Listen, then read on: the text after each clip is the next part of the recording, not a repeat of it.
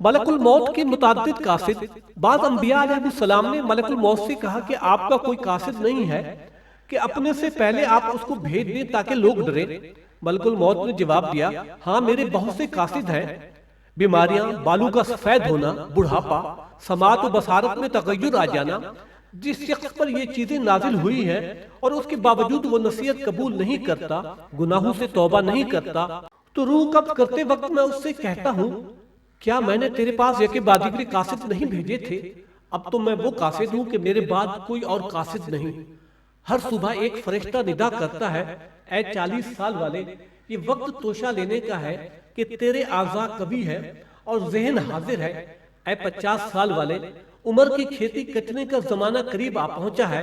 اے 60 سال والے، تو نے سزا کو بھلا دیا، اللہ کے روبرو جواب دینے سے تو غافل ہو گیا، لہذا تیرا کوئی ناصر و مددگار نہیں ہوگا۔